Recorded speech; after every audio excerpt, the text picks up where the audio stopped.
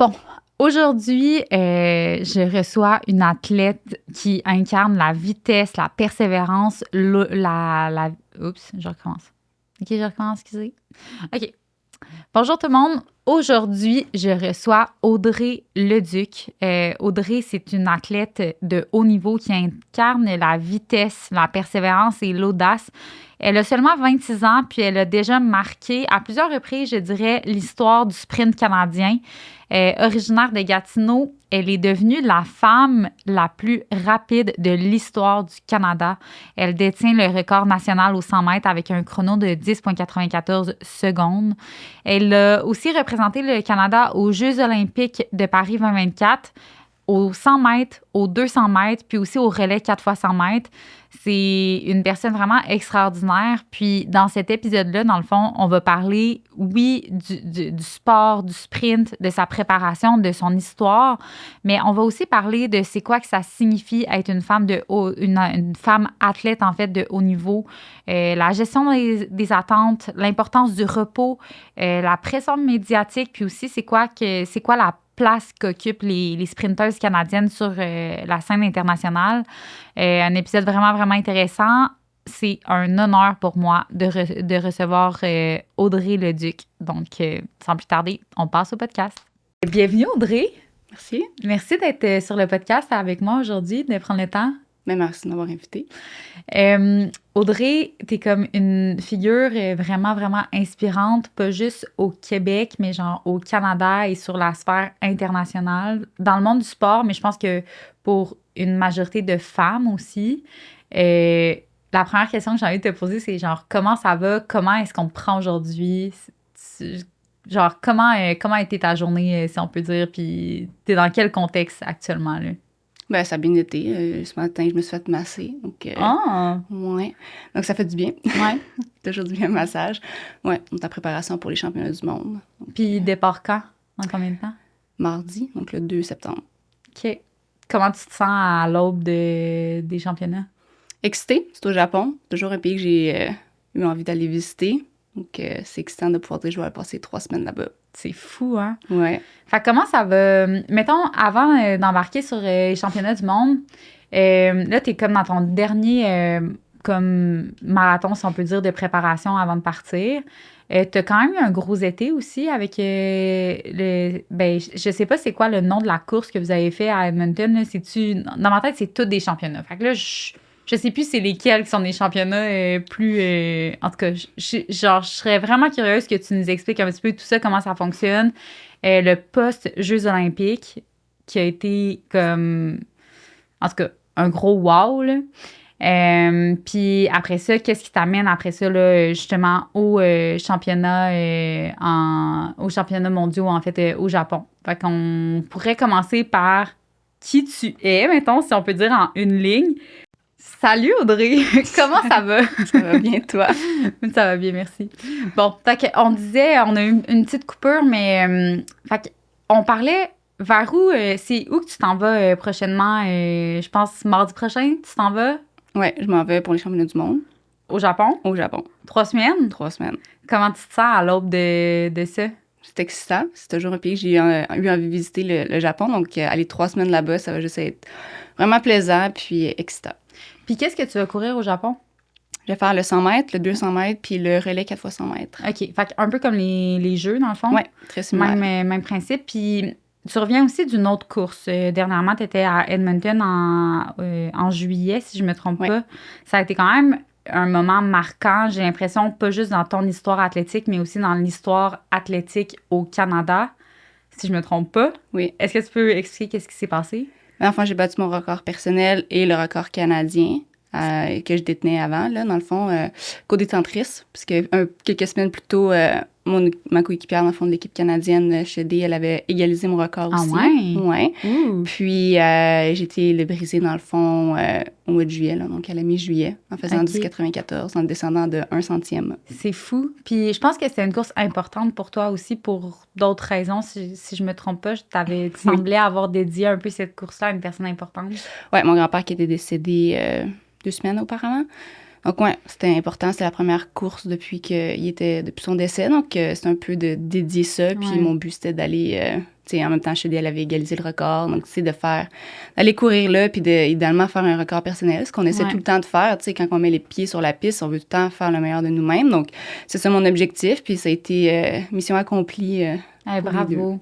Puis, y a-tu des moments où est-ce que tu dis, il y a des courses où est-ce que tu dis, j'ai pas nécessairement envie de battre mon record personnel? Parce que là, ça a peut-être l'air un peu fou ce que je veux dire, là, mais si tu continues à ce rythme-là, est-ce que tu as peur qu'un moment donné, tu stagnes dans... Je sais pas si ça doit être vraiment difficile de juste penser à ça, mais j'ai l'impression que battre le 11 secondes, c'était comme quelque chose qui était genre impossible. Là, ça a été réalisé, puis là, t'es encore en train de challenger tes temps, puis tout ça. Y a-tu des courses que tu dis, c'est des courses un petit peu moins importantes, je vais comme juste essayer de bien performer sans tout le temps essayer? Y a-tu un moment où tu vas être stratégique? C'est 100 mètres. OK. Donc, une stratégie sur 100 mètres, là, il n'y en a pas vraiment. Fait que c'est juste all out. Oui, pas mal tout le temps, honnêtement, je vois pas. Tu sais, il y en a certains qui vont relâcher dans les derniers mètres, du 100 mètres, mais c'est 100 mètres, là. 10 secondes, 9 secondes pour les hommes. Tu sais, c'est pas de courir plus vite jusqu'à la fin, ça va pas changer grand-chose pour ta forme physique, là. Donc, y a-tu des moments où est-ce que mentalement, tu as de la misère à comme pousser aussi fort que physiquement, mettons, tu serais capable? Pas vraiment. Je trouve pas, parce que c'est 100 mètres. Tu sais, j'ai déjà fait du cross-country, puis quand l'acide lactique rentre, c'est difficile. Aux 200 mètres, on peut le voir un peu, parce que là, on est rendu plus dans l'endurance-vitesse. Donc, tu peux pogner de l'acide lactique à la fin. Ouais. Donc là, c'est un peu plus difficile parfois. Ouais. Mais sinon, non, parce que sur 100 mètres, là, c'est à fond, puis... Comment tu te sens le lendemain d'un 100 mètres? Si tu cours mal, tu vas être raqué. Si tu cours bien, logiquement, ça devrait être correct. Puis c'est quoi courir mal puis courir bien sur un 100 mètres? Donc, techniquement, si ta technique est vraiment nulle, ça se peut que tu sois plus raqué. Mais si tu t'entraînes aussi beaucoup, logiquement, ça devrait pas tant te raquer. Je pense que c'est plus l'adrénaline, le stress qui peut faire en sorte que, tu vas être plus fatigué, donc ton corps va peut-être moins bien récupérer, puis là, tu vas devenir être raqué. Puis aussi l'addition de plusieurs épreuves. Donc, si tu fais le 100 mètres 2 fois, bon, tu devrais pas nécessairement être full raqué, mais ça se peut que tu le sois, parce que tout le monde est différent. Mais là, si tu combines avec le 200 mètres le lendemain, puis après ça, le lendemain, le relais. Donc, tu sais, c'est je pense que c'est en addition de plusieurs courses que là, le raquage va rentrer plus que juste une course. Surtout au niveau que je suis rendue, parfois, c'est seulement une course. Donc, tu vas pas être raqué après avoir fait 100 mètres. Si t'es raqué, peut-être tu t'entraînes pas assez. Parce que l'entraînement est fait pour ça, pour que quand tu arrives en compétition, tu es capable d'enchaîner plusieurs courses à ton 100%. Donc, si t'es pas capable de le faire, peut-être qu'il faut que tu re-questionnes ton entraînement parce que c'est supposé être là pour ça. Ouais. Hey, c'est vraiment hot. Puis, tu sais, là, tu me sembles discipliné quand tu me parles comme ça. J'ai comme l'impression que tu es vraiment sur ton X. Puis, si tu me mets un peu en contexte d'où tu viens, pour ceux qui te connaissent pas, puis j'ai l'impression que le Canada au complet te connaît déjà, mais tu sais, si on prend un mini pas de recul, je pense que tu as commencé la course à 10 ans. Tu sais, comment la course est venue, comment la course, en fait, est venue, ou le sport, du moins, est venu sur ton parcours, puis peut-être l'évolution de l'athlète à travers ça, parce que je pense que t'as pas toujours... je sais pas si tu as toujours été discipliné comme ça, mais j'imagine que tu as grandi dans le sport aussi, ça a évolué. Donc, je suis originaire de Gatineau. Donc, depuis toute jeune, mes parents m'ont initié au sport. J'en ai fait tout plein. Là, puis je pense que j'ai commencé le soccer, pitcher un ballon de soccer à 3 ans. Juste pour le plaisir. Je ne jouais pas dans une équipe, mais j'ai toujours fait du sport. Puis de manière générale, je faisais toujours 2 sports en même temps. Donc, le soccer commençait très jeune. Je pense qu'à l'âge de 5-6 ans, j'étais déjà dans une équipe, les petites équipes pour le fun. Après ça, on a essayé de m'inscrire en athlétisme, mais le club qui était ouvert dans la région de Gatineau ne prenait pas des enfants de mon âge. Donc, après ça, on s'est tourné un peu plus vers la trampoline. Donc, j'ai essayé de faire de la trampoline. Mais là, le centre a fermé. Donc là, trouver un autre sport. Il y avait un nouveau club qui était ouvert dans la région de Gatineau, le club d'athlétisme de Gatineau. Mes parents sont allés pour m'inscrire. Je me suis inscrite, puis c'est là que l'histoire de l'athlétisme a commencé. J'ai fait aussi du soccer de haut niveau, donc jusqu'en 2015. En 2015, j'étais niveau AAA. Puis j'ai pris la décision. En 2014, j'avais commencé à prendre la décision que je voulais arrêter le soccer pour me concentrer plus sur l'athlétisme. Puis mon entraîneur à l'époque de soccer a décidé de s'asseoir avec moi, mes parents, puis mon entraîneur d'athlétisme. Puis de dire, OK, est-ce qu'il y a un moyen que Audrey puisse faire les deux? Donc, on avait pris comme décision que lors de la saison d'athlétisme, je me concentrais sur l'athlétisme et j'étais présente quand je le pouvais aux entraînements de soccer et aux games. Puis, quand la saison d'athlétisme était terminée, je me concentrais sur le soccer à temps plein. Parce qu'à l'époque, quand triple A, ça va jusqu'au mois d'octobre quasiment. Donc, la saison d'athlétisme termine début mi-août. Donc, ça donne encore un autre, pas mal, mois et demi, 2 mois pour le soccer. Puis ensuite de ça, en 2016, c'était ma première saison sans le soccer. Puis c'est de là que ça a commencé. Tu sais, j'ai fait plusieurs grosses compétitions en 2016. Puis tu sais, il y a eu un moment aussi dans ces années-là, dans les 2010, là, tu sais, 2012, 2013, 2014, je sais pas lesquels exactement, mais tu sais, j'ai eu ma poussée de croissance en retard un peu. Tu sais, moi, j'ai eu mes règles en secondaire 3. Il y en a qui l'ont au primaire, en 5e année ou 6e année, ils vont avoir leurs règles, ou même secondaire 1. Donc, tu sais, dans ces années-là, j'étais pas... j'avais des fois de la misère à faire les finales, tu sais, parce que mon développement était un peu en retard sur les filles qui avaient eu leur puberté un peu plus tôt. Puis, c'est quoi l'impact, mettons, Mais, mettons... OK, j'ai 2 questions. Finalement, quand tu as décidé de faire le switch total au niveau du soccer, là, d'arrêter totalement le soccer, là, est-ce que le choix est venu de toi ou ça a été finalement un de tes coachs qui a dit OK, tu peux pas faire les deux? Ça a toujours été venu de moi. J'ai jamais été poussée à faire quoi que ce soit, aucune décision. Mes parents m'ont toujours supporté là-dedans. Mais c'est juste naturellement, les filles à cet âge-là, déjà, c'était un peu moins sérieux. OK. On dirait, tu sais, les filles aimaient ça, mais tu sais, quand t'es en 2015, j'avais 16 ans. Donc, tu sais, ça commence au moment où est-ce que on peut devenir un peu plus girly, puis on veut faire d'autres affaires. On commence à terminer. Tu sais, en 2016, j'ai terminé le secondaire. Donc, on est vers secondaire 5. Donc, tu sais... Toi, t'avais cette fibre-là, genre déjà de performance un peu en toi, puis tu disais, OK, j'ai envie de performer, puis je peux pas rely on my teammates au soccer, peut-être? Mais c'était pas de... Je pouvais pas, tu sais, me pencher vers elle, mais c'était... Tu sais, c'était un peu différent. Puis j'avais une force, puis j'étais rapide. Puis j'avais l'impression que mon potentiel pouvait être plus grand en athlétisme qu'au soccer.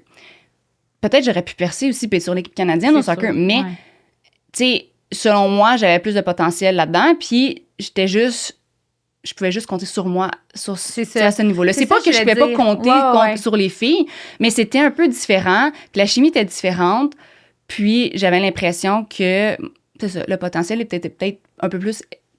Mais je comprends ce que tu veux dire. C'est pas... je comprends. Mais c'est comme, t'avais peut-être une soif de développer comme athlète, puis tu voyais que le potentiel, il était vers le... Mais au final, on écoute notre intuition, puis notre instinct, puis on est comme...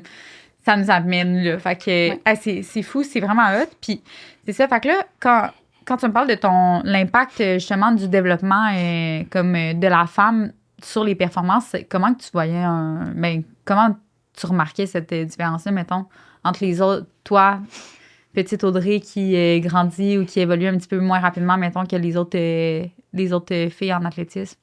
Ben, tu sais, chaque personne va évoluer différemment. Même chez les hommes, on va voir que le développement se fait, tu sais, à chacun leur rythme. Puis les filles, ben, c'est encore plus flagrant, on dirait, parce que, tu sais, on a notre puberté. On le sait que, tu sais, une fille qui a 15 ans, ben, le gars de 15 ans est pas assez mature comme la fille de 15 ans, tu sais, ça a toujours été. Puis donc, nous, parce que ça veut dire qu'on a notre développement plus rapidement, puis plus tôt en jeune âge. Donc, tu sais, en ayant eu ça plus tard, ben ça prenait aussi, je dirais peut-être, une mentalité plus forte pour faire face au fait que, tu sais, je faisais peut-être pas des finales, ou, tu sais, je dominais, ou j'étais dans les meilleurs, puis, tu sais, d'une saison... La saison suivante, je ne l'étais plus parce que les filles avaient eu, tu sais, ce développement-là. Mais à cet âge-là, c'était pas censé être totalement démoralisé à cause de ça. Puis, tu sais, heureusement, j'avais le soccer aussi. Donc, ça faisait en sorte que ça allait moins bien dans un des deux sports. Ben, il y avait l'autre qui pouvait être là. Puis, tu sais, en ayant un sport d'équipe, aussi bien que vers la fin, tu sais, la chimie, ben, c'était pas la chimie qui était moins bonne. Puis, c'était pas ça, c'était super le fun. Puis, c'est l'aspect équipe que je me souviendrai toujours au soccer qui était super. Mais quand t'es plus jeune, t'as aussi cet aspect-là que tes coéquipières vont te supporter. Tandis que dans ton sport individuel, mais si t'es toute seule, puis ça va moins bien, puis t'as pas un support, t'as pas d'autres sports aussi pour comme te remonter, mais ça peut être plus difficile. Je me rappellerai toujours un championnat provincial qui était à Québec. Puis, tu sais, je faisais le 100 mètres puis le 200 mètres, puis j'avais même pas fait la finale aux 200 mètres j'étais censée faire. Il y avait une game de soccer à Montréal en après-midi. On avait amené mon équipement. Mais mon père, il dit, OK, bon, on va aller à la game de soccer. Puis j'étais arrivée juste à temps pour le début de la game. Donc, tu sais... Ça t'avait réconforté, j'imagine, là, justement, de pouvoir... tu performes pas bien en athlétisme, à ton 200 mètres, t'as pas fait la finale. Ben attends, là, t'as une game que tu peux aller te reprendre, puis tu sais, aller performer puis aider tes coéquipières à gagner. Donc, tu sais, c'est un peu valorisant aussi. Puis je trouve que c'est positif de te dire que tu mets pas tes œufs dans le même panier. C'est comme en investissement. Tu veux pas tout investir dans la même place. Ben la même affaire dans le développement de l'athlète puis des jeunes. Tu sais, si tu te concentres tout sur un sport, une affaire, puis ça va pas bien... Un objectif aussi. Puis, tu sais, je veux dire, le parallèle, il se fait sur plein de choses. Même, tu sais, le sport versus la carrière ou les études. Ou, tu sais, je pense que c'est important de se diversifier puis d'avoir plusieurs passions aussi, au final. Là. C'est pas parce que... Puis, tu sais, en tout cas, je peux imaginer qu'à l'adolescence, ben c'est là qu'il y a le plus de décrochage aussi sportif, tu sais, pour les femmes. Je sais plus c'est en quel âge et quel âge selon les statistiques, là, mais chez les femmes, cette période-là, c'est comme une période vraiment cruciale. Tu sais, peut-être que si tu n'avais pas eu le soccer, peut-être que tu aurais décroché un petit peu plus rapidement de l'athlétisme. Peut-être pas aussi, là, mais... Mais ça se peut parce que ça vient plate quand tu fais tout le temps la même affaire. Ouais. Tu sais, à un moment donné, à cet âge-là, tu veux pas... Je sais pas, pour moi, j'aurais pas voulu me spécialiser plus tôt parce que ça vient plate. Imagine, là, j'ai 26 ans. J'ai commencé à 10 ans, ça va faire 16 ans. Imagine, j'avais commencé à l'âge de 10 ans à faire du sprint, puis c'est la seule affaire que j'avais faite, puis je faisais pas de soccer, je faisais juste de l'athlétisme. Là, mettons, à ce jour-là, est-ce que des fois, t'es une écœurantite ou... Je suis pas d'écœurantite, mais tu sais, j'ai l'impression que la fin est plus proche que le début parce que j'ai commencé à l'âge de 10 ans. Je veux pas continuer pendant un autre 16 ans. 16 ans, non. Non, vraiment pas. C'est, en termes de timeline, ta carrière, une carrière pour une sprinteuse, ça dure combien de temps ou c'est jusqu'à quel âge d'habitude? Ben, ça va varier parce que Shelly-Ann Fraser-Pryce, qu'on va appeler de GOAT là, en athlétisme, je pense qu'elle a 36-37 ans. C'est fou, hein? C'est incroyable. Donc, tu sais, je pense pas qu'il y a de limite. C'est la preuve. Donc, tu sais, si tu veux le faire, puis tu as les capacités de le faire, ben, je pense pas qu'il faut limiter un âge, tu sais, pour le faire. Ouais. Là, t'es pas déjà en train de nous annoncer que tu penses à ta retraite, là. Alors, le podcast... Je m'en vais jusqu'en 2028, c'est certain. Tu sais, les Jeux 2028, c'est mon objectif. Ouais. Il reste encore beaucoup de choses à accomplir. Ouais. OK. Là, poursuis ta lancée là, de tout ce que tu nous expliques parce que c'est tellement intéressant. Puis ça va nous amener justement au jeu de 2028 qui arrive. Donc là, tu découvres l'alpinisme. L'alpinisme, ça, c'est un autre sport. Hein? C'est pas pour moi, ça. Fait que tu découvres justement, tu sais, le sprint, puis tu commences à performer là-dedans. Le soccer, tu sais, prend sa place, puis tout ça. Ouais. Comment tu continues d'évoluer dans... Là, ben, le secondaire est pas mal terminé, là, tu sais. J'ai gradué en 2016. Après ça, c'est le cégep qui a commencé. Là, c'est le changement, tu sais, développemental quand même en tant que tu passes d'adolescente à début de femme adulte. Tu sais, t'es pas rendue une adulte totalement, j'ai 17 ans, mais tu sais, ça te développe. Puis là vient le choix de l'université. Donc, tu sais, est-ce que je m'en vais aux États-Unis? Est-ce que je reste au Canada? Est-ce que je reste au Québec? Moi, j'ai toujours été une personne qui voulait être proche de mes parents. Puis, ça me tentait pas d'être loin de mon chum. T'as-tu des frères et sœurs? Non, enfant unique. Donc, tu sais, ça me tentait pas d'être loin de ma famille non plus. Puis, je voyais les expériences que les filles avaient eues en allant aux États-Unis, puis c'était pas si positif que ça. Je trouvais pas que c'était valorisant, puis que c'était prometteur. Pourquoi? J'ai pas l'impression qu'aux États-Unis, on développe les athlètes de la même manière dès le jeune âge. J'ai l'impression, ben peut-être pas, mais je trouve qu'ils en font beaucoup trop. Quand les athlètes, mettons québécoises, canadiennes, qui s'en vont aux États-Unis, j'ai l'impression qu'ils reviennent puis sont brûlés, puis on est juste un pion quand on va là-bas parce que il y a tellement de talent aux États-Unis, puis il y a tellement de profondeur que moi qui fais le record canadien en 10,94, j'irais même pas aux Jeux olympiques pour représenter les États-Unis. Ils ont tellement de profondeur que tu te dis, ben je m'en vais aux États-Unis, ben t'es blessé, mais OK, bye, va-t'en, on va te remplacer, tu sais. Puis ils font pas nécessairement attention. Puis j'ai connais beaucoup de gens qui se sont fait coacher, même blessés, puis se faisaient obligés à compétitionner. Mais ça, c'est après coup. C'est pas quand j'ai pris ma décision que j'avais toutes ces informations-là. Mais je le voyais, puis j'étais comme, ben, je trouve que mon feeling par rapport à ça n'était pas bon. J'étais comme, je m'en vais-tu vraiment là-bas? Je parlais pas un mot anglais, moi, là. J'étais comme, aller faire quoi là-bas? Essayer d'apprendre l'anglais. Tu sais, ça faisait beaucoup, beaucoup de changements. Puis ton intuition te parlait au final. Ouais. Puis j'étais comme, tu sais, pourquoi on n'est pas capable de rester ici? Puis, tu sais, développer le talent ici. C'est pourquoi faut tant s'expatrier aux États-Unis? Donc, j'ai décidé de rester au Québec, puis d'aller à l'Université Laval, puis de dire avec la mentalité, on est capable de le faire au Québec, on est capable de le faire au Canada, puis de prouver qu'on est capable de développer ce talent-là. Donc, les années sont allées là. Malheureusement, il y a eu la COVID aussi, mais ma première année était super bonne. Puis t'étudies en psychologie? Je faisais un bac en psycho à ce moment-là. OK. Puis j'ai fini mon bac. Après ça, mon entraîneur, Fabrice, qui était aussi le coach au Rouge et Or, a eu l'opportunité, dans le fond, d'être le coach de l'équipe nationale du nouveau hub qui ouvrait à Montréal. Donc là, on n'est pas resté à Québec, déménagé à Montréal, à Laval, pour avoir accès à tous ces services-là, puis être avec le Centre national. OK. Ça, je pense, ça fait combien? En 2025? Ouais, je pense en 2023, on a bougé, puis... c'est à l'automne 2024. Ouais, c'est à l'automne 2023 pour l'année 2024, dans le fond, depuis ce temps-là. OK. C'est que c'est officiel. Puis ton coach, c'est toujours ton même coach actuellement, Oui, c'est que ça? j'ai depuis que j'étais à l'université. OK. Puis là, il t'a suivi aussi, t'as vu évoluer comme athlète, je pense, à travers tout ça. Oui, depuis 2019, à l'automne. Ouais. Wow. Fait que là, il a vu quand même un talent exceptionnel en toi, j'imagine. Je mets des mots dans sa bouche, il l'a sûrement déjà dit, mais c'est sûr, je sais pas s'il le dirait de cette façon-là. Mais j'imagine qu'il a vu que t'étais comme vraiment, tu sais, très travaillante, puis t'avais un potentiel, t'étais vite et tout. Toi aussi, j'imagine que tu le sais depuis un certain temps que t'es talentueuse. Est-ce qu'il y a un moment où est-ce que tu t'es dit, OK, moi, je veux être je veux être la femme canadienne la plus rapide? Non. Est-ce que, comment que ça sonne dans tes oreilles quand t'entends ça? Mais ça n'a jamais été un objectif, en fait, parce que j'étais loin de faire des records du Québec aussi, tu sais. C'était pas si proche avant 2024. Puis c'est l'âge, je pense, c'est en 2023, au mois de décembre, que j'ai commencé, on a ouvert la saison, puis tu sais, les temps étaient déjà plus bas que l'année précédente. Donc c'était comme, OK, intéressant. Puis plus l'année est avancée, puis tout ça, aux 60 mètres, c'était vraiment excellent. Tu sais, j'ai fait ma première équipe nationale senior, c'était intérieur, le championnat du monde, mais tu sais, après ça a déboulé. Puis quand il est venu le temps de courir le premier 100 mètres de la saison, dans ma tête, c'était genre, on va faire proche du PB. Tu sais, le but, c'est d'égaliser le PB. Puis, tu sais, j'ai explosé mon record personnel de 30 centièmes. Là. Tu sais, je veux dire, quand tu fais un demi-marathon, 30 centièmes, c'est pas grand-chose. Là. Tu te rappelles-tu de tes temps exacts? Mon record, c'était 11,38 en 2023.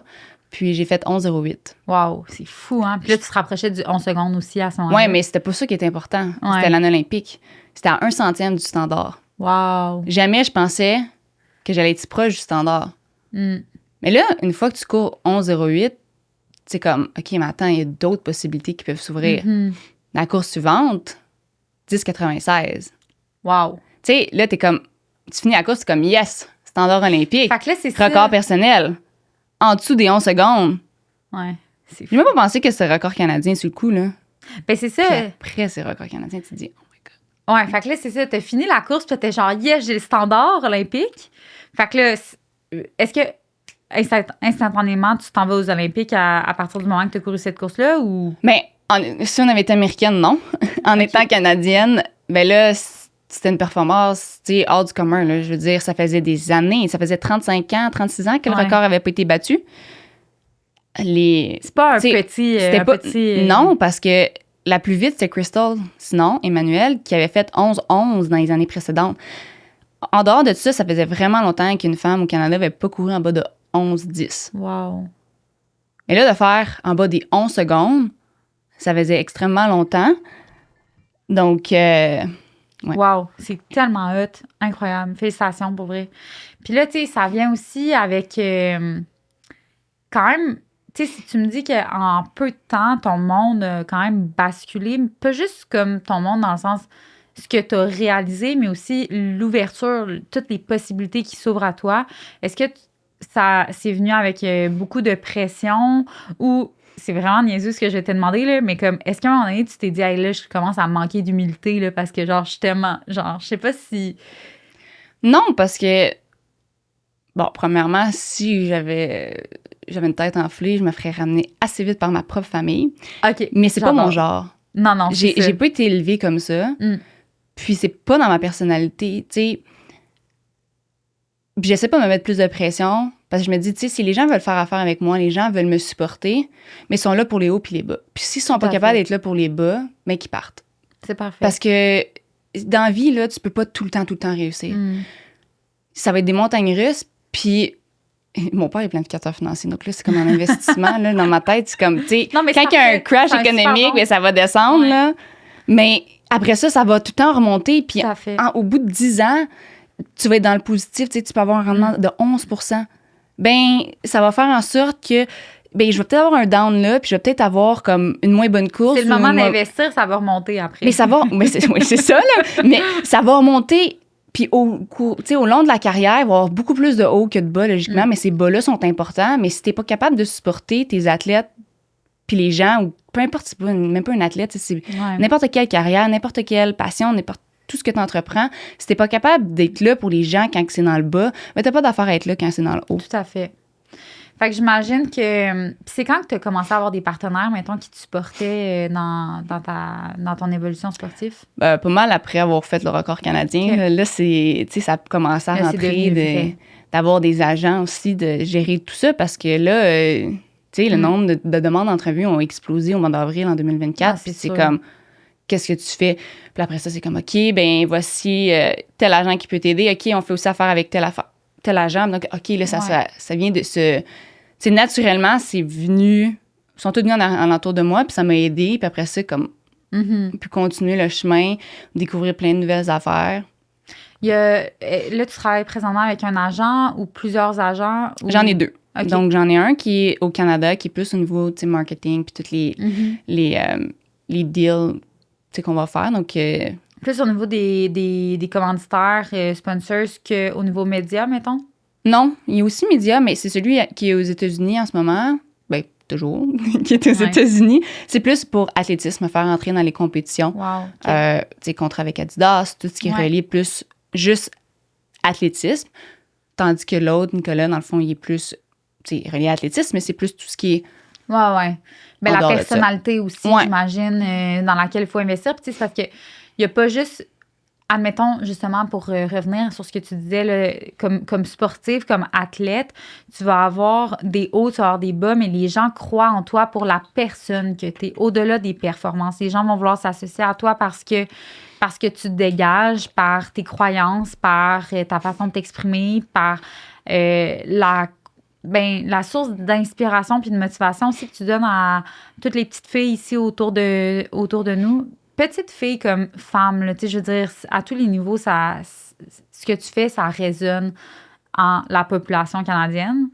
Fait que, je pense que ça justifie le fait que tu vas avoir des partnerships qui vont arriver, pas nécessairement parce que même s'il y a une saison qui pourrait moins bien aller, les gens vont croire en toi puis ils vont vouloir te supporter là, au final. Là, c'est... En tout cas, bref, moi, j'ai pas de misère à croire que tu vas avoir une vraiment belle carrière et longue carrière, mais que tes partenaires vont te supporter même si tu pars à la retraite au final. Là. Ils vont être là avec toi pour ce que tu auras amené dans la communauté. Là. Genre, tu pourrais prendre ta retraite demain matin puis c'est déjà genre Audrey, wow, bravo. Là, c'est fou, là. Ouais. Mais en tout cas, on n'est pas là. Non, on n'est pas là, mais c'est dur à le réaliser, ça aussi, là. Ouais. D'inspirer les autres. Ça s'est passé tellement vite que, comme, même aujourd'hui encore, c'est pas réalité, on dirait. Puis genre, t'es comme, mais, puis tu sais, je comprends, là, genre, puis peut-être que c'est mieux aussi, des fois, de pas le réaliser, ce qu'on, tu sais, à 100%, ce qu'on crée chez les gens, mais comme, de rendre une passion... puis des objectifs possibles à atteindre.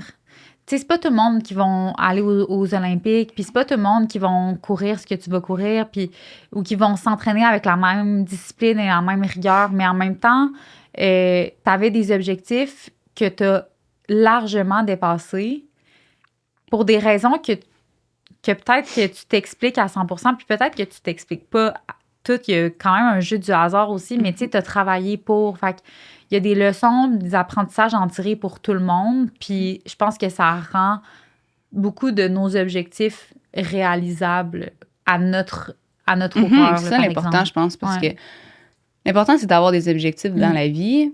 Puis quand tu entreprends quelque chose, ben, tu sais, de les fixer, peu importe que ce soit petit, gros, parce que pour, tu sais, les Jeux olympiques, là, ça a toujours été un rêve. Puis c'est quand même assez gros, tu sais. C'est ambitieux. sûr, c'est énorme. Mais il y a eu d'autres objectifs plus réalisables pour me rendre là. Ouais. Donc, tu sais, c'est important d'en avoir des objectifs ambitieux, mais c'est important aussi d'en avoir des plus petits qui vont te rendre puis qui vont t'amener Tout à à ça. fait. Parce que puis c'est important d'en fixer, parce qu'il y a beaucoup de gens qui vont pas s'en fixer, puis il faut entreprendre des trucs, tu sais. Il faut l'essayer, parce que si on prend pas de risques, ben... C'est ça. Toi, tu t'es mis dans des situations où est-ce que tu allais risquer des défaites, j'imagine. Mais tu sais, tu le vois pas de même, mais dans un certain sens, c'est ça quand même, genre, ouais. quand ils sont moindrement difficiles à atteindre, ben, tu risques un échec, d'une certaine manière. Ouais. Mais moi, qu'est-ce qui est difficile, ça me fait pas peur. Donc, OK. tu sais, C'est quoi ça l'aide. genre, la clé, selon toi, de ton succès ou ta réussite? Tu sais, j'imagine que tu dis pas c'est juste mon talent. Ben, je pense que c'est mes parents. OK? Explique-moi. Je pense que c'est l'éducation qu'ils m'ont donnée. Bon, les gènes qu'ils m'ont donné aussi, ça l'aide, on s'entend, là, tu sais. c'est pas leur éducation qui fait que je cours vite, là. C'est ce qu'ils m'ont donné. Mais tu sais, je me rappelle que ça a toujours été, tu finis ce que tu entreprends. Mm. Il y a une saison patinage artistique, puis j'en ai fait, puis ils voyaient que je m'emmerdais sa glace, puis ils ont dit, est-ce que tu veux te réinscrire? Ben, ouais, si ça avait pas l'air convaincant, c'était comme, OK, non, elle veut pas, mais on va finir la saison, puis après ça, ou la session, puis après ça, on va changer. Mhm. Mais il fallait que je finisse ce que j'entreprenais, tu sais. Puis ça a toujours aussi l'honnêteté. C'est banal, mais tu sais, d'être honnête, si tu fais pas des exercices physio, tu fais pas des trucs comme ça, moi, j'ai toujours été honnête pour ça. Ben, des fois, je les faisais pas. Mais le monde, il savait. Mais au moins, si tu dis, ah oui, je l'ai fait.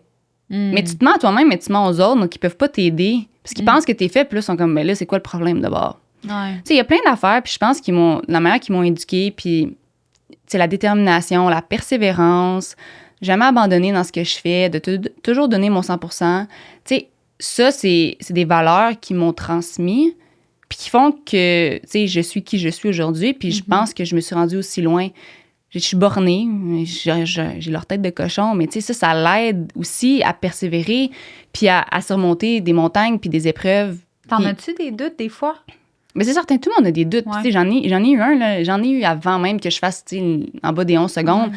J'étais genre, est-ce que je suis dans la bonne épreuve? Je devrais changer d'épreuve? Tu sais, c'est niaiseux. Genre, je voulais pas faire du 800 mètres, mais est-ce que, moi, j'ai souvent dit que j'avais le physique du 400-800, d'une coureuse de 400-800 mètres.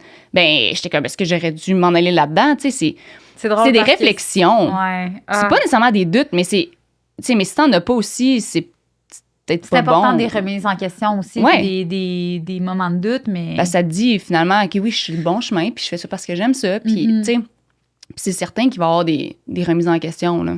Ouais. C'est pas normal, je pense, s'il y en a pas. Qu'est-ce que tu penses des gens qui te disent t'as l'air d'une coureuse de 400 mètres, 800 mètres? Ben, c'est vrai. Donc, OK, c'est pas fait que- grave. puis- Ça me dérange pas. OK. Fait que ça te dérange pas trop que les gens ils commentent ton physique? Non, parce que c'est réel quand C'est même. Tu sais, factuel. je veux dire, une sprinteuse, c'est rare que des plus petites cuisses, tu sais. Mais c'est bien correct, là, c'est pas grave. Ouais, c'est ça juste un dérange fait, pas. c'est pas un jugement, selon moi. Ça, je trouve ça vraiment cool parce que je me souviens la première fois qu'on s'est parlé, tu sais, ben, en tout cas, on a échangé, puis c'était quand même... tu m'as fait réaliser quand même certaines petites choses parce qu'on parlait... Je te posais des questions sur, en tant que femme, comment tu te sens, tu sais, dans l'athlétisme. Est-ce que tu sens qu'il y a des changements... comme dans la façon que tu es traitée comme femme versus un homme, puis ben, je peux te laisser dire la réponse que tu m'as donnée un peu, mais tu étais comme, tu sais, j'ai pas grand-chose à dire par rapport à ça. J'en sens pas vraiment de différence. Puis je pense qu'il y a beaucoup de ça qui vient du fait que t'interprètes pas à la négative ou au positif des commentaires qui viennent, tu sais, je veux dire, peut-être d'un point de vue un petit peu plus factuel de la part des gens. Je veux pas dire que c'est correct pour les gens de commenter le physique d'une autre personne, mais je pense qu'il y a beaucoup de femmes que ça... ou d'hommes peut-être aussi, mais tu sais que on interprète ça puis ça nous met tout en questionnement. Mais toi, j'ai l'impression, peut-être, encore une fois, de l'éducation que tu as eue, c'est comme... Ça, ce sont des faits, puis moi, je sais où je m'en vais, puis... Ouais. Mais tu sais, Puis on va se dire que, t'as le physique du 400 à 800, c'est différent que de dire qu'une personne grosse est laide, tu sais. Tout à fait. Ça, c'est comme complètement déplacé puis complètement négatif. Tandis que de dire le fait, je vais dire un autre fait, les personnes noires courent majoritairement plus vite que les personnes blanches. Est-ce qu'il faut prendre ça négatif? Selon moi, non. Puis dire, hey, t'es blanche, tu fais du sprint, ben oui. Puis je trouve pas ça négatif parce que c'est des beaux faits, puis c'est réel. Puis là, on va prendre la natation, ben il y a plus de blancs que de noirs.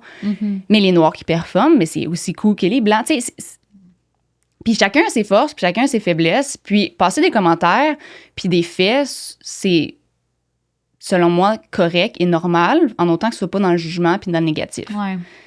Parce que, tu sais, en même temps, il faut être capable dans notre société de pointer des faits sans se faire tirer des flèches parce qu'on a passé un commentaire puis il ne se voulait pas négatif comme tel, c'était juste factuel, un fait. Mais oui, parce que c'est des faits. Puis quand il y a des faits qui sont dits, ben tu sais, faut pas nous en prendre négatif. Puis ça se peut, malheureusement, c'est que moi, j'ai une estime de soi assez forte. Mais si on le dit à quelqu'un qui a une estime de soi plus faible, ben ça se peut que la personne le perçoive négativement parce qu'elle a peut-être moins confiance en elle. Puis c'est correct aussi que elle, ça la fasse sentir comme ça, mais ça ne veut pas nécessairement dire que c'était dans le négatif que la personne le mentionnait. T'sais. Tout à fait. Comment tu as fait pour bâtir une estime de toi aussi forte? Est-ce qu'elle est née comme ça? Mes parents. C'est ça, hein? Tu sais, je sais pas d'où que ça vient, je sais pas ce qu'ils ont fait pour que ce soit comme ça. Tu sais, ils ont une estime de soi, les deux, assez forte. Donc, peut-être la génétique, mais tu sais, je me souviens, là, ils me laissaient pas gagner à des jeux nécessairement là, pour le plaisir. Ben, une fois de temps en temps, peut-être, là, mais je m'en souviens pas. Que, tu sais, je me rappelle aussi que je courais contre mon père, puis OK, peut-être, puis après ça, j'en reparlais, puis ma mère, elle me disait, il me partait peut-être en avant, mais il me battait quand même. Donc, tu sais, c'était pas de 40 mètres qu'il me battait, il me donnait une avance parce que j'étais plus jeune, mais il me battait quand même, puis il me laissait pas gagner. Donc, tu sais, quand j'ai battu mon père la première fois en course ou en faisant un tour de bloc, je savais que c'était pour vrai, tu sais. Fait que toi, tu compétitionnais ton père à la course autour du bloc. Ouais. Et t'avais quel âge quand tu faisais ça? Ben, j'étais au primaire. Parce que on a déménagé quand j'étais au secondaire, donc pour rentrer au secondaire, donc ouais, c'était au primaire. Donc, tu sais, je me souviens de ces trucs-là. Puis, tu sais, quand que tu as réussi à l'atteindre, mais tu sais que c'était vrai, tu sais, puis quand je parlais d'honnêteté tantôt, ben, c'est peut-être un peu banal de dire ça, mais ils m'ont jamais menti, ils vont me laisser gagner. Tu sais, c'est pas un mauvais mensonge nécessairement si les gens font ça, mais moi, j'ai été élevée dans, OK, il y a une honnêteté totale. Puis, on joue à un jeu de société, ben je te laisserai pas gagner parce que je veux pas faire de peine à mon enfant. Oh non, tu sais, il va perdre. OK, peut-être qu'il n'y avait pas du plaisir à voir que, tu sais, j'étais frustrée, mais apprendre à perdre, c'est aussi important qu'apprendre à gagner. Ouais. Donc, d'avoir ça a construit probablement mon estime parce que quand que je gagnais, ben je savais que j'avais gagné pour vrai.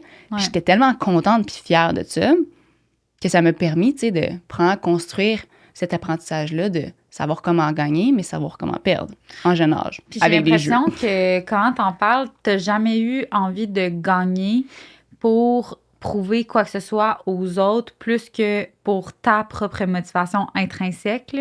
Est-ce que, tu sais, tes parents, justement, j'imagine qu'ils t'ont pas élevé en disant « T'es la meilleure, Audrey, tu vas tout réaliser », mais plutôt peut-être comme te laisser avoir toi-même des objectifs puis travailler fort, puis une fois que tu t'atteins certains milestones de cet objectif-là, c'est comme un proof of concept que, OK, je suis capable encore plus. Fait que tout ça, ça vient à l'intérieur de par toi-même, je sais pas. Ouais, puis tu sais, tu dis ça, puis il y a une affaire qui m'est venue dans la tête, c'est que, tu sais, c'est un peu niaiseux de dire ça comme ça, mais, tu sais, de me dire qu'ils étaient fiers de moi, ils me l'ont pas souvent dit. Parce que j'arrivais à ma mère, j'étais arrivée, là, j'ai dit « Hey, j'ai gagné, est-ce que vous êtes fiers? » Puis là, sa réponse était « Bon, on est fiers si t'es fier de toi, tu sais. » c'est bon. Bon, quand on est jeune, c'est bien. Après ça, plus vieille, tu peux me dire que t'es fière de moi. Parce que je sais qu'il est fier, mais tu sais, naturellement, quand j'étais plus jeune, il voulait moins de me le dire parce qu'il voulait pas que je construise ma satisfaction sur leur fierté à eux. Il voulait que je la construise sur la mienne. Puis dire que là, si je suis fière de moi, mais ils vont l'être. Parce que pourquoi ils seraient fiers de moi si moi, je suis pas fière de moi-même, tu sais? Wow. Ça servirait à quoi? Donc, tu sais, c'est parti de loin, puis de me dire ça. Puis là, après ça, ben c'est comme... Ouais. Tu peux le dire maintenant, là, vous m'avez assez construit. Donc, vous avez le droit de dire maintenant qu'ils sont fiers de moi, puis ils le sont. Mais, tu sais, ça n'a jamais été de l'exprimer pour moi. Tu sais, c'est moi, je suis fière de moi, mais eux, ça les rend encore plus fiers. Ah, c'est beau. C'est vraiment cool. Ouais. Est-ce qu'il y a eu un moment où est-ce que tu as eu comme un... tu sais, à surmonter une grosse difficulté dans ton parcours sportif ou personnel, mais tu sais, je veux pas non plus que s'il y a des choses que tu n'as pas envie de partager, là, de sentir vraiment à l'aise, mais tu sais, un élément, quand même une belle grosse montagne à grimper. Tes parents, ils t'ont vraiment, tu sais, supporté là-dedans, puis... Mais ils m'ont tant supporté dans tout. Donc, tu sais, il n'y en a pas une plus grosse qu'une autre. Je sais qu'il y a eu des... Tu sais, une blessure parce que une fois, j'étais blessée au pied pendant 6 mois. On ne savait pas ce que j'avais. Mais, tu sais, ils ont toujours été là, puis ils n'ont pas été plus là quand que, tu sais, les hauts ou les bas étaient plus prononcés. Tu sais, ça a toujours été là. Leur présence a toujours été... Puis toi, personnellement, y a-tu quelque chose, tu sais, que, justement, tu sais... est-ce que c'est cette blessure-là que tu qualifierais ta plus grosse montagne à gravir ou genre, tu sais, dans le sens ton plus gros défi sportif mental, si on peut dire, là? Ben, au niveau blessure, je pense que oui, parce que c'était 6 mois, c'est long, puis tu sais pas. Mais j'étais quand même aussi jeune, tu sais. Je pense que j'étais au cégep. OK. Donc, tu sais, c'était pas facile. C'est quoi, finalement? On sait pas. Ah, c'est bon. Je suis pas sûre. Vous savez toujours pas ce jour? Ben, peut-être, mais tu sais, quand t'es plus jeune, tu comprends pas tous les termes. Même aujourd'hui, je comprends pas tous les termes qu'ils vont dire. Donc, peut-être qu'ils l'ont dit, puis peut-être qu'un des spécialistes s'en souvient, mais moi, je m'en souviens pas. Je me souviens que ça a été guéri, donc ça, c'est bien. Puis je pense que l'autre affaire, c'est peut-être quand j'ai bougé à Québec. Okay. Donc, de Gatineau à Québec. Ça a été quand même difficile parce que là, t'es plus chez maman-papa. Il faut que tu te fasses à manger, tu fasses ton lavage, tu fasses ton ménage, tu t'occupes de tes affaires. T'es à l'école à temps plein. Tu fais de l'athlétisme à temps plein. Donc, tu sais, ça, c'est quand même beaucoup. Arrivais-tu à travailler en même temps? Non, j'ai jamais travaillé en même temps. Ça, mes parents m'ont aussi supporté là-dedans, donc ça a vraiment aidé. Ouais. Parce que, tu sais, étudiant athlète, déjà là, puis au niveau que j'étais, tu sais, c'est beaucoup d'heures d'entraînement. Les autres aussi, il y en a qui font ça, puis ils doivent travailler en même temps. Mais, tu sais, j'ai aussi des bourses, donc tout ça, ça l'a aidé. Mais, ouais. Donc ça a été quand même, la première année universitaire, c'était plus difficile. En plus de ça, après ça, on a eu la COVID qui est rentrée. Donc, tu sais, c'est une autre adaptation, c'est un autre changement. Mais tout ça a fait en sorte que, tu sais, je suis qui je suis aujourd'hui. Puis, tu sais, ça peut pas tout être facile non plus parce que sinon, les hauts, ben, ils seraient pas si hauts que ça.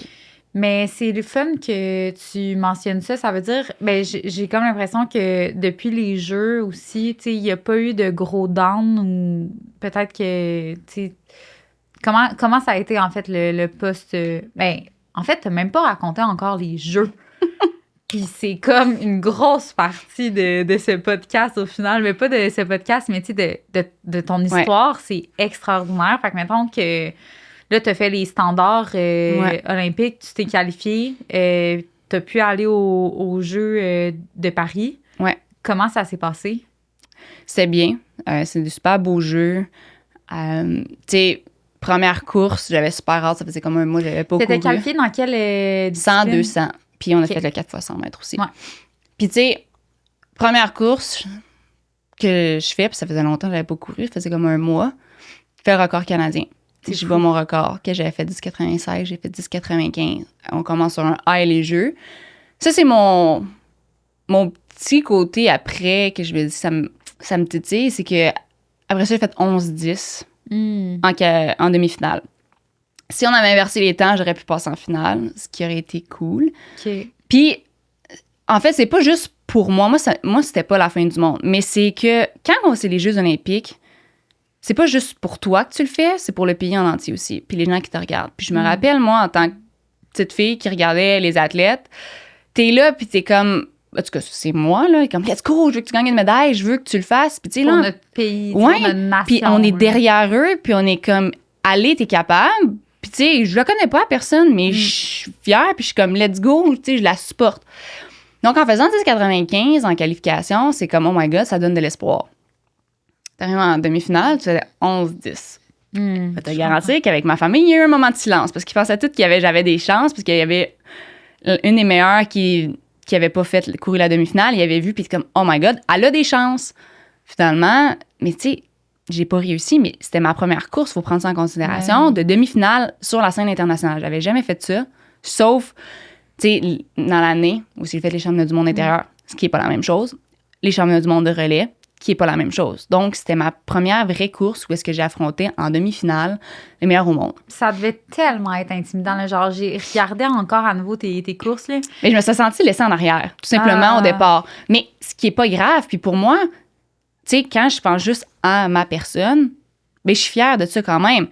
Par contre, pour le reste du monde, puis tu sais, le monde, c'est même pas ça qu'ils disent après, mais j'aurais aimé ça leur faire vivre un peu l'inverse, puis comme je comprends. Les amener avec moi en finale, tu sais. Mais les histoires, on peut pas les écrire comme à l'avance, puis on peut pas les écrire post, puis genre, il y a quelque chose d'autre qui arrivait par la suite. Mais je comprends à 100%. Ben, je comprends, je veux dire. Oui, donc ça c'est un peu mon... Est-ce que tu as senti la déception de ta famille? Non, ils étaient pas déçus. Ils étaient juste...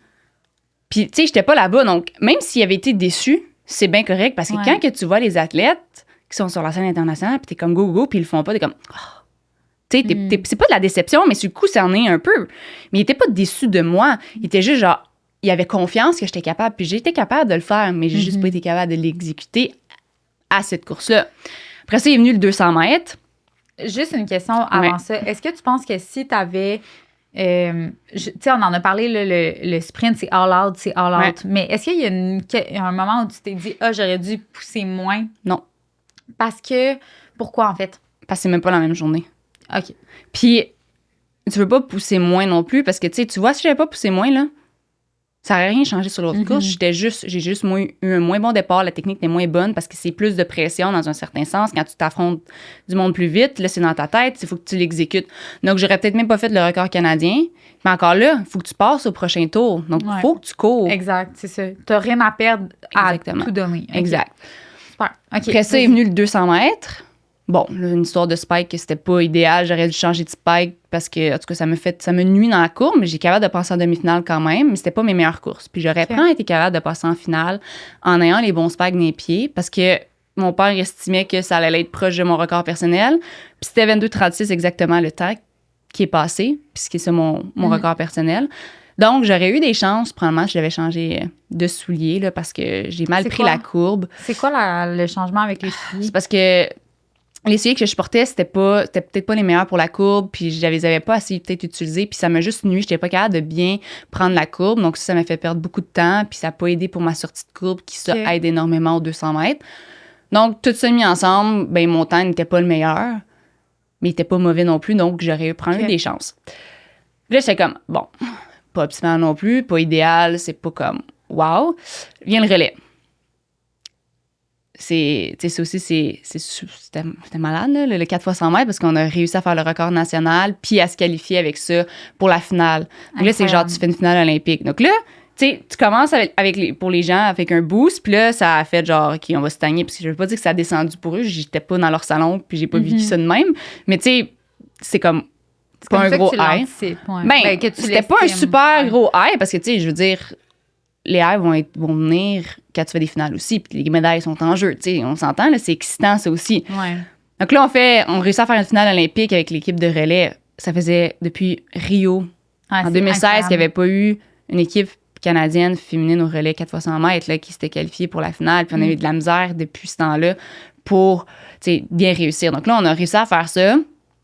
Ma course, je suis tellement contente de cette course-là. Elle était super belle. J'ai vraiment couru, puis j'ai été capable de remonter un peu le retard qu'on avait. Puis c'était juste formidable. Puis après ça, ben, on a eu la chance de porter l'uniforme, parce que c'est un uniforme qui était différent pour les finales. Puis on était super fiers de l'avoir porté, puis de le porter. Puis la finale a eu, encore une fois, ça, c'est quelque chose que je veux qu'on s'améliore en tant qu'équipe de relais, c'est que c'est bien beau de faire un record canadien, de réussir à passer en finale, mais on est capable par la suite de faire une meilleure course ou d'égaliser au minimum puis d'être plus près de ce qu'on a fait en qualification lors des finales. Bon, ça va venir avec le temps, je veux dire, il faut pratiquer puis tout ça. Puis ça, c'est un de mes objectifs, je pense, pour Tokyo, pour les championnats du monde avec l'équipe, c'est de se dire, OK, on réussit à se qualifier pour la finale, mais on est capable d'améliorer ce qu'on a fait. Ouais. Mais pour tout le monde aussi, je pense, de l'équipe de relais féminine, c'était une première expérience aussi au jeu. Oui. C'était quand même une nouvelle équipe. En tout cas, pour certaines, c'était même pas... elles pensaient même pas pouvoir pouvoir aller au jeu là, cette année-là, si je me trompe pas. Peut-être, mais... C'est quand même une surprise, là, l'équipe qui allait au jeu. Ben, moi, je trouve pas. OK.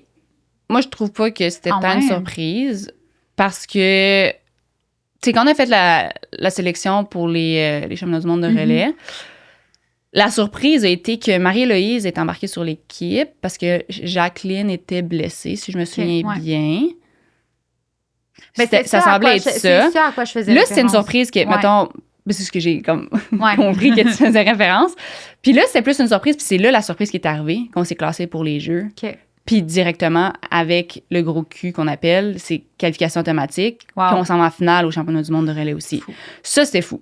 C'était phénoménal, c'était malade. Mais après ça, l'équipe qui est allée aux Jeux olympiques, moi, je trouvais que c'était pas si... Je comprends, ça faisait du sens. Ouais. C'était Rendu là, c'est ouais. comme on a réussi à se classer là, ben naturellement, ben l'équipe va y aller, tu sais. OK, je comprends. Oui, évidemment. Ouais. OK, je comprends. Mais, waouh, c'est fou. Puis, c'est... OK. Là, aussi, ça me fait penser à quand tu me parlais de, genre, mettons, une course se passe plus ou moins bien, puis après ça, tu t'en vas jouer au soccer, puis tu as la chance de pouvoir, genre, jouer pour ta team. Mm-hmm. J'ai comme l'impression que c'est un peu ça qui s'est passé pour toi. Est-ce que t'avais l'impression que... Mais en même temps, t'as tellement réalisé des grandes choses. Mais tu vois, non, c'était pas comme ça parce Non. que t'es aux Jeux olympiques. C'est la plus grosse scène au monde pour les sports. Ça arrive aux 4 ans. Est-ce que je peux vraiment être déçue de moi-même d'avoir fait 2 demi-finales, puis on va passer au relais après, vu que c'est comme c'est ça dans ton exemple. Est-ce que je peux vraiment être déçue de moi-même d'avoir fait 2 demi-finales aux Jeux olympiques, une compétition à laquelle je pensais juste au début de l'année, là, quand je fixe les objectifs, de juste en aller là pour le relais, puis peut-être avec le rang mondial, donc avec le classement mondial, mais finalement, j'ai fait les standards dans les 2 épreuves. Tu peux pas être déçu de toi après avoir réussi à faire ça. T'sais. En plus, t'as battu ton temps personnel. Oui. C'est fou, là. Donc, c'est pas à ça que ça servait. Ouais. OK. Tu sais, c'était... Ben, je suis contente de l'entendre. Ouais. J'avais peur d'avoir entendu un brin, ben, genre, un petit peu de déception. Par la suite, Ouais. pour les gens. Ouais. Moi, personnellement, c'est bien. Mais là, quand tu regardes plus au niveau spectacle, les jeux, c'est ça, puis de comme qu'est-ce que tu fais vivre aux autres, si j'avais eu à changer quelque chose, j'aurais inversé les courses. Ouais, juste pour ça. pas faire vivre Mais les... c'est juste pour le storytelling, au final, Oui. pour les gens, parce que... Oui, mais pour moi aussi. Ouais. Mais intérieurement, c'est pas grave que ça soit passé de même. Parce que moi, tout le temps, le dicton, tout arrive pour une raison. Puis, 100%. regarde, c'est arrivé comme ça, puis c'est arrivé comme ça, puis c'est pas grave. C'est juste drôle. Il y a eu un moment de silence qu'il y a eu dans ma famille qui regardait ça, mais c'est parce que tout le monde est ensemble aussi. Donc, les autres sont comme tout en train de se monter, toutes les émotions, le stress, l'air. Puis c'est comme... Ah, mais c'est ça. Je trouve ça bien que tu ramènes ça parce que des fois, aussi, je pense que dans le monde du sport, les gens qui s'y connaissent vraiment, tu sais, mettons les gens les plus proches de toi qui te supportent dans ton parcours sportif, il n'y a pas eu un brin, justement, de déception, de « Ah, il y a le show est moins hot » ou... Mais peut-être. Ben, en tout cas, mais ça ferait quoi? Ouais, ils sont peut-être déçus parce que j'ai la capacité, j'avais la capacité de faire les finales. Donc, qu'il y a cette déception-là, ça m'aurait pas dérangé parce que tout le monde vit ses émotions différemment. Ah oui. Mais il n'y a pas personne qui m'est arrivé puis qui me dit « On est déçu de toi ». Non, c'est Puis, tu sais, de vivre cette émotion-là puis de la ressentir, puis tu sais, là, s'il y a des gens qui écoutent puis qui sont parents puis qui sont comme déçus dans un certain sens que leur enfant n'a pas réussi, mais c'est correct qu'ils vivent l'émotion, mais véhicule-la pas nécessairement parce que, tu sais, c'est normal. Là, mais si l'athlète ou l'enfant ou la personne n'est pas déçu d'elle-même, mais tu vois, ça revient à ce que mes parents me disaient, si t'es fier de toi, mais on est fier, tu sais.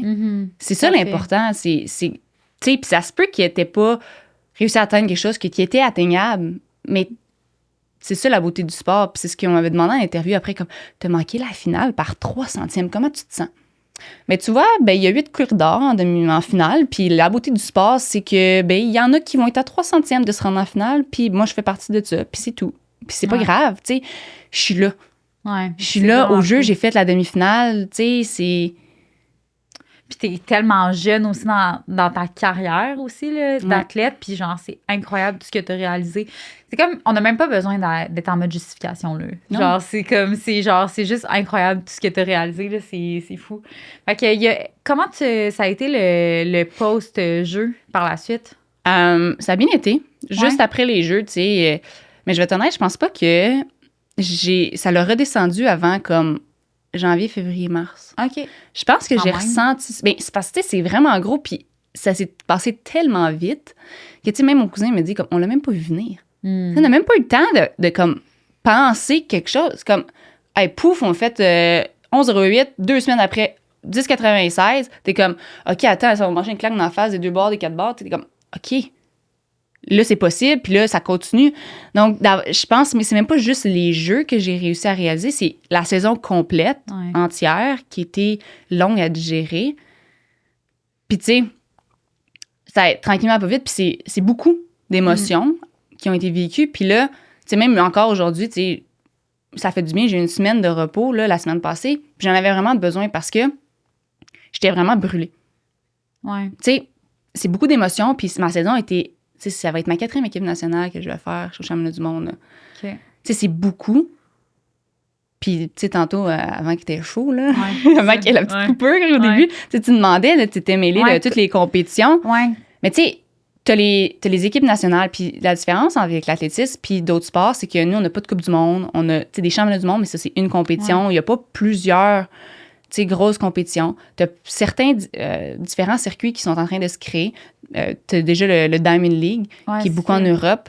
Ça, c'est déjà bien en place. Puis ça, c'est une ligue où est-ce que, tu sais, t'as plusieurs compétitions. Puis là, justement, tu sais, au mois d'août, c'est la finale de Diamond League. Donc, tu ramasses des points au fil de la saison, puis là, tu peux aller à la finale. Ça, c'est... Moi, j'ai fait un Diamond League cette saison. OK. Puis j'étais allée à Paris, j'ai fait le 200 mètres, mais tu sais, je suis pas à la finale parce qu'il faut que tu en fasses plusieurs pour ça. Puis tu as aussi plein d'autres petites compétitions, comme Edmonton, ça faisait partie du circuit Athlétisme Canada, donc le circuit canadien d'athlétisme, qui a été créé, donc le circuit national.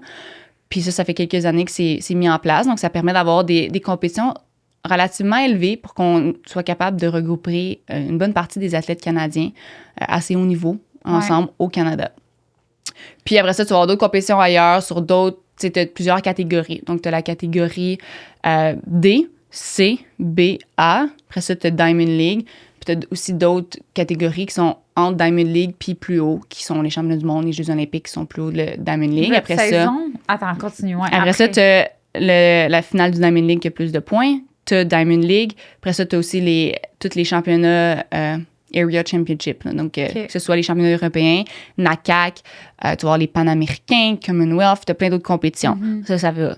Je redescends, là, je le fais à l'envers. A, B, C, D, E, F. Donc, ça, c'est toutes les catégories de compétition.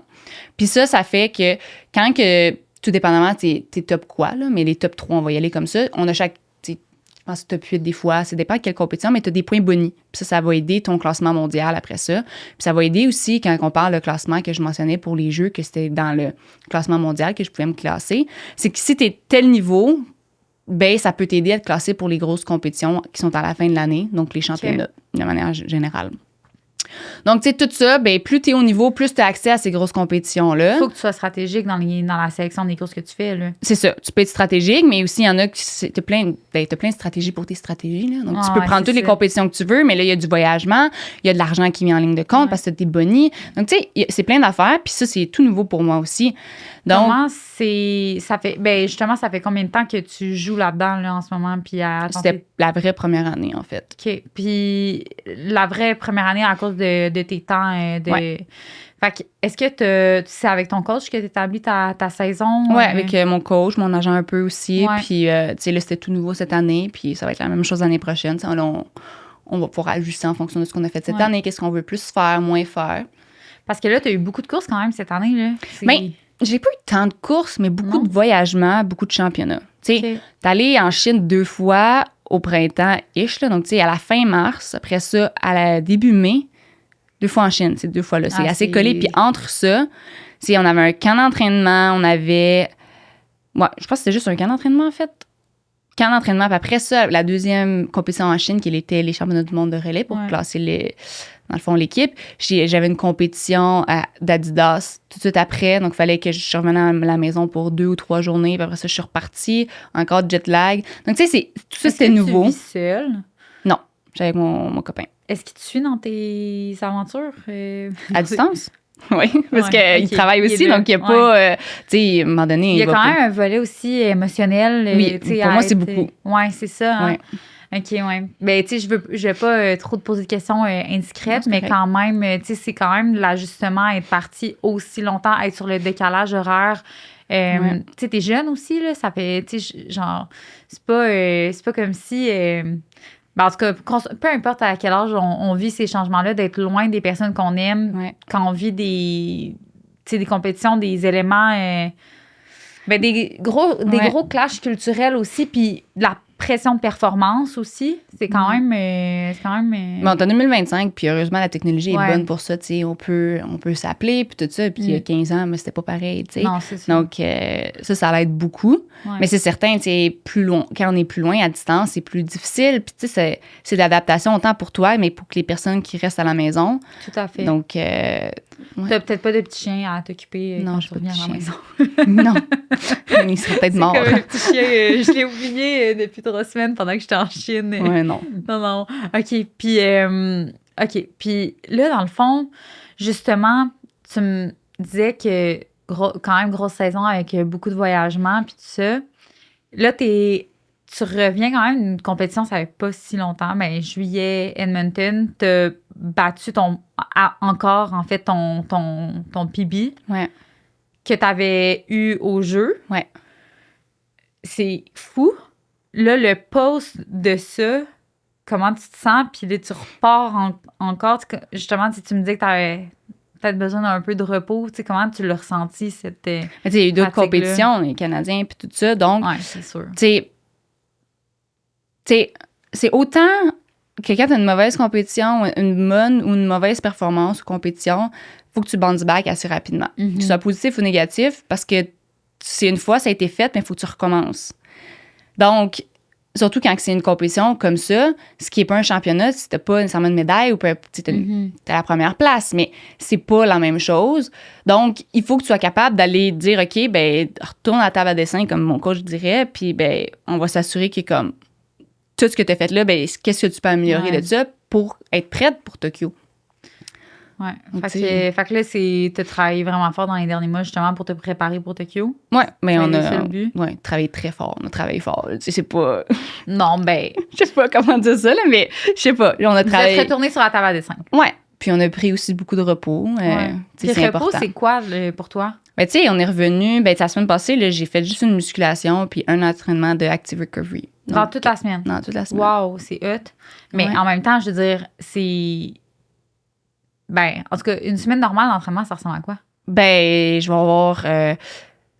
Ça dépend. C'est ça, c'est normal. Ça dépend beaucoup, de quelle saison, de quel moment. Mais mettons, cette semaine, j'ai l'entraînement lundi où est-ce que j'ai fait piste plus musculation. Mercredi, piste plus muscu. Puis vendredi, ça va juste être piste. OK. Puis tu sais, c'est.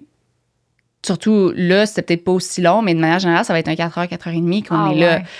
Donc, tu sais, ça fait du bien quand on a du repos, puis on en Ouais. a plus cette saison parce que c'est une longue saison, donc faut pas que tu te brûles non plus. Puis il y a certains athlètes qui vont peut-être avoir besoin de plus de volume, mais tu sais, de mon côté, c'est pas cette philosophie-là que mon coach a. Donc, C'est la qualité, la probablement. qualité, il y a du volume, mais tu sais, c'est aussi beaucoup de repos. Ouais.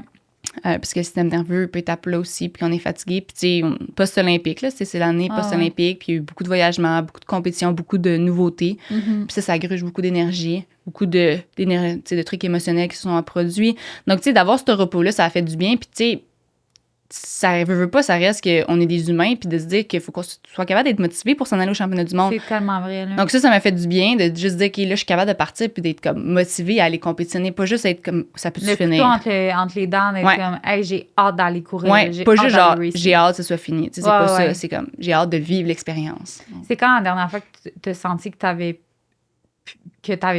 hâte que ce soit fini? La saison, Ouais. après Canadien. Ah ouais? Ouais. Tu sais, j'avais besoin de repos puis ça fait du bien. Mm. Parce que ça a été difficile de récupérer de cette compétition-là, tu sais. Mon corps avait la misère à continuer à partir. Donc ça a fait du bien de... Puis c'est à cause de l'accumulation ou il y a Je pense que oui. choses qui... Je pense que c'est juste une accumulation. Tu sais, ça fait beaucoup. Trouves-tu que dans le sport, des fois, on a une culture de valoriser toujours, d'en faire plus? Dans le sport ou dans la vie de façon générale, mais tu sais, on a c'est comme si on valorisait qu'il faut toujours en faire plus. Fait que peut-être même en faire plus au niveau recovery, mais c'est comme s'il n'y avait jamais de limite au final des fois. Là. Ben, il y a beaucoup de monde qui dit no pain, no gain, mais c'est complètement ridicule. Comment tu la penses, cette philosophie-là? C'est une philosophie stupide. Ouais. Point. Là, je veux dire, moi, tu aurais besoin de s'ouvrir pour avoir des gains. Là. Je veux dire, je comprends le but de la philosophie, de dire, OK, il faut que tu travailles fort pour avoir des gains, mais là, t'as pas besoin d'avoir mal pour ça, tu sais.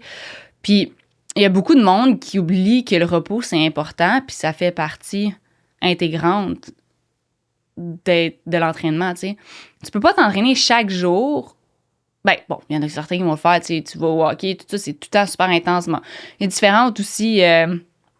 Pratique sportive aussi. ouais, là. puis genre, ils font des games de hockey 4 fois par semaine, donc, tu sais, peut-être qu'il faut qu'ils s'entraînent plus. Je sais pas, je l'ai pas vécu, puis clairement, ça a l'air de marcher, leur affaire, mais est-ce que c'est optimal? Bon, probablement qu'ils ils ont assez d'argent pour savoir qu'est-ce qui est optimal, là, j'imagine, là, mais il y a beaucoup de monde qui pousse aussi les jeunes, vraiment intensément jeunes, puis tu sais, ça sert à quoi, là? Ouais, c'est ça. C'est quoi le but de faire ça? C'est quoi le but de pousser puis de péter les jeunes à 15 ans?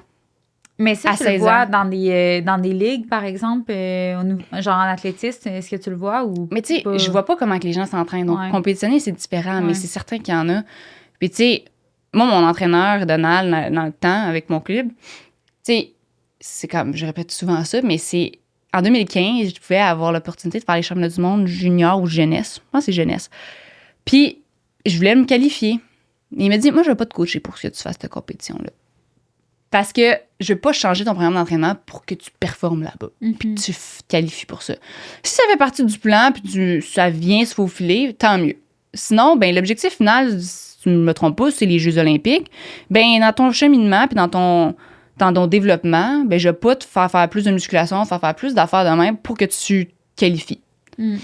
J'ai manqué par 2 semaines. J'ai fait le standard 2 semaines ou une semaine après, je me rappelle pas à 100%. Ben, les gens qui sont allés là-bas et qui ont représenté le Canada à cette compétition-là ne sont pas allés aux Jeux olympiques. Je comprends. Ouais, c'est quoi ton objectif? Genre, si c'est faire les championnats du monde, jeunesse, pas de problème. Tu peux t'entraîner pour ça. Mais si c'est les Jeux olympiques, bon, c'était un risque à prendre, mais il va peut-être être payant, le risque de dire, ben, je vais manquer cette expérience-là pour que mon développement d'athlète personnel soit fait en bonne et due forme pour que ça porte fruit quand ça compte vraiment. Je trouve ça vraiment bien. C'est tellement bien visualisé puis expliqué. Puis je pense que c'est un principe que, tu sais, des fois, il y a la fameuse expression, tu sais, c'est un marathon, là, mais des fois, c'est un ultra ou peu importe ce que c'est, là, mais c'est pas un sprint, c'est un marathon. Mais, tu sais, la première question qu'on a à se poser, c'est pourquoi on fait les choses, puis c'est quoi notre objectif derrière, comme une pratique quelconque ou quelque chose. Puis une fois qu'on a établi c'est quoi l'objectif, on peut établir c'est où qu'il faut qu'on se repose, puis c'est où qu'il faut pousser aussi, parce que c'est pas juste comme... Je suis certaine que t'as pas une pratique de repos qui est... ben non, mais il faut que je me repose, c'est important pour performer. Mais c'est savoir quand se reposer, puis où est-ce qu'il faut être extrêmement discipliné et rigoureux, puis y aller à l'ordre dans tes entraînements, puis... serrer les dents un peu quand ça fait mal. Puis ça, c'est la job des coachs aussi, d'éduquer ça. Parce qu'à 15, 16, 17 ans, je sais pas, c'est quand il faut que tu te reposes ou peu importe. Puis je me rappelle même pas ce que je faisais comme entraînement. Puis je sais même pas si... Tu sais, si je le voyais aujourd'hui, je le comprendrais beaucoup plus. Puis tu sais, ça serait intéressant de voir tout ça parce que ça m'a clairement permis de me rendre où je suis. Puis il y avait clairement un très bon équilibre entre entraînement puis repos. Mais tu sais, toi, tu as eu un coach, puis tu es dans une pratique sportive, mettons, où est-ce que, tu sais, ben c'est ça, tu es encadré par un coach. Il y a beaucoup de personnes qui nous écoutent en ce moment que probablement qu'ils n'ont pas de coach, eux, puis qu'ils veulent intégrer le sport. Ouais, c'est ça. Ben, il y a des influencers. Ouais, c'est ça. Influencer babes. Ouais, exactement. Mais tu sais, je pense que fait que là, on prend des inspirations de part et d'autre. On regarde ce que les autres font sur Strava, sur Instagram, des What I Eat in a Day to Perform My Best, puis tu sais, des choses comme ça.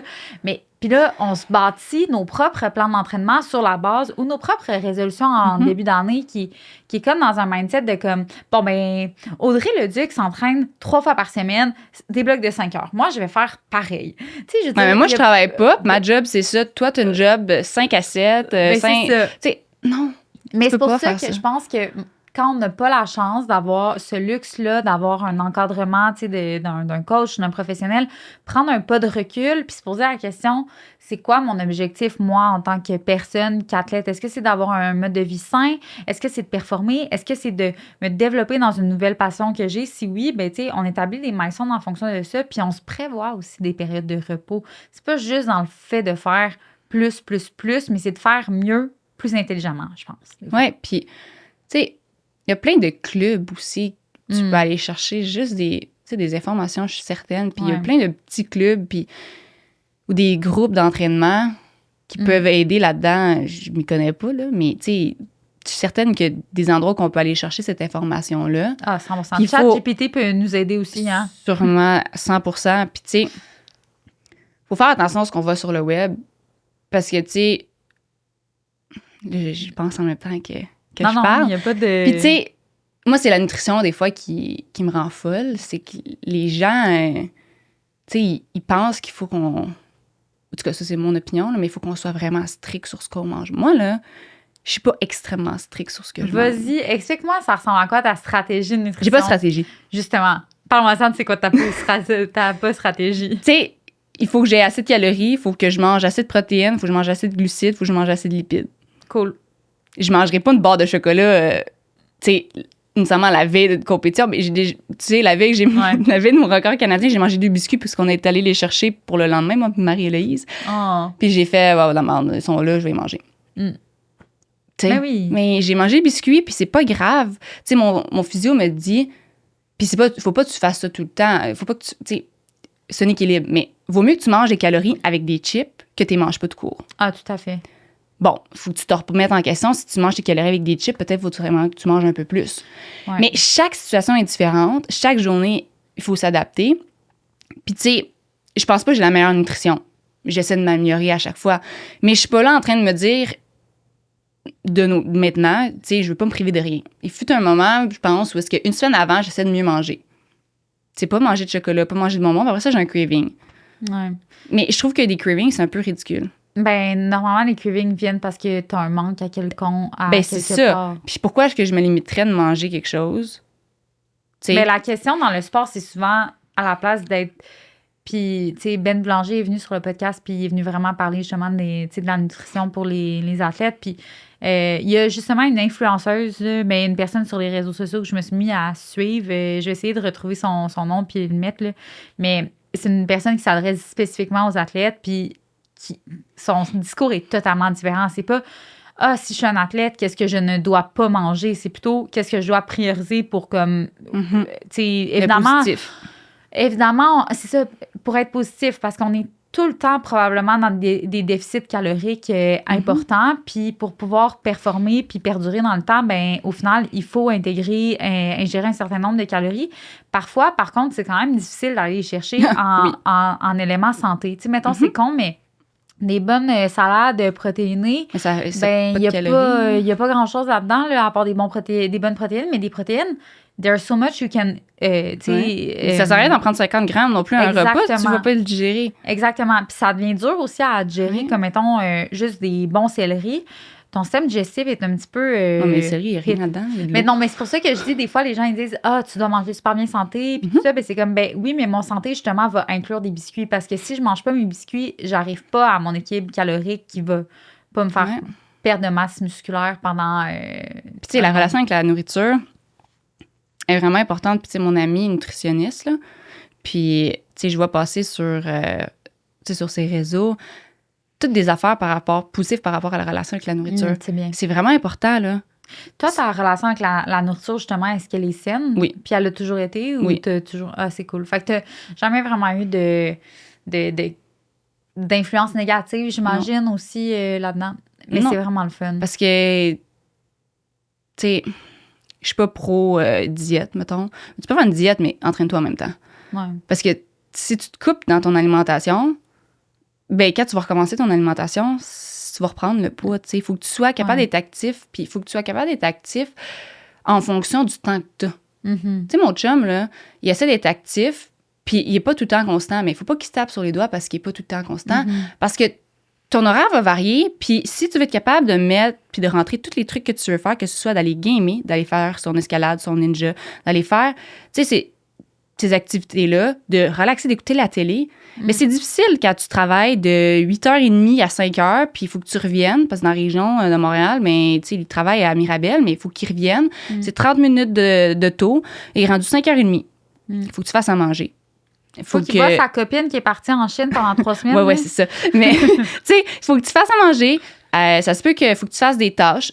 Tu veux t'entraîner, mais là, après ça, tu veux peut-être gamer, tu veux peut-être écouter la télé, tu veux peut-être parler avec ta famille. Tu sais, il y a tellement d'affaires dans nos vies, puis on est tellement occupés que faut que tu sois capable de prioriser, mais faut pas que non plus que tu te chicanes, tu tapes ses doigts parce que tu réussis pas à faire quelque chose. Ouais. T'sais? On a tellement des fois un discours culpabilisant envers nous-mêmes, puis on se sent mal de pas être à la perfection, puis comme... La perfection n'existe pas. Ça existe pas. Il y en a pas de semaine parfaite, là. Fait que, mais c'est bon que tu te rappelles, puis... en tout cas, là, je vois le temps qui file, puis je me dis, va falloir rapper ça. Mais est-ce qu'il y a un élément que tu as envie de partager avec les gens autour? Faites ce que vous aimez. Ouais. T'es passionné, hein? Ouais. Mais ce que je veux, c'est que les gens se mettent à bouger. Tu sais, c'est tout. C'est important de bouger, puis c'est important de faire des trucs qui leur plaisent, puis d'essayer des affaires, puis que ce soit de la musique, que ce soit... des arts, que ce soit de courir, que ce soit d'aller faire de la trampoline, d'aller nager, peu importe. Il faut qu'ils fassent quelque chose qui leur plaît, mais c'est aussi important de bouger parce que je pense que c'est beaucoup de monde qui font du travail qui sont assis. Puis, tu sais, on le voit clairement qu'on bouge pas assez. Là. Ouais. Non, c'est pas mon cas. Là. Moi, je bouge beaucoup. Mais, tu sais, quand ça viendra, mon cas, peut-être que, tu sais, il va falloir que je me dise, puis je trouve le temps de bouger, mais c'est vraiment quelque chose qui est important. Puis, faut juste trouver quelque chose qui nous allume parce qu'il y a tellement de trucs, là. Il y a tellement de sports qui sont différents. Ça a l'air que le pickleball, c'est vraiment le fun. Ben, demandera à ma grand-mère, pas à mon grand-père, parce qu'il joue, puis elle est tout le temps là le samedi au camping, puis c'est ça. T'sais, non, mais pour vrai, t'as vraiment raison. Puis, tu sais, on n'a pas besoin d'être une sprinteuse élite. Non, ma grand-mère a fait du pickleball. Elle joue à pétanque, elle fait plein d'affaires. Prendre une marche avec le chien, n'importe quoi. Ben, peut-être pas de chien. Tu peux aller prendre une marche. Tu sais, peu importe. Tu peux aller marcher des chiens pour les organismes, peu importe. Ouais. Tu sais, c'est juste important de faire des trucs qui amènent une satisfaction aussi en retour parce que c'est ça qui va ramener de la joie aussi dans la vie. Parce que si t'as pas rien qui te satisfait, parce qu'il y en a beaucoup qui vont peut-être faire leur emploi puis ils sont pas nécessairement passionnés puis ils n'ont pas nécessairement cette option-là. Puis c'est un emploi qu'ils doivent faire, mais c'est au moins de trouver quelque chose qui est passionnant puis qui amène cette satisfaction-là, cette joie-là, puis de comme, OK, j'ai réussi quelque chose. Tellement. Mais merci Audrey, pour vrai, c'est vraiment inspirant. Puis j'ai hâte de te suivre à Tokyo. J'ai hâte que tu nous tiennes au courant. Peut-être mais peut-être que l'épisode va sortir en fait après Tokyo. Fait qu'on va mettre tous les résultats, tout ça. Fait qu'on te suit. Merci beaucoup. Mais merci de m'avoir reçu.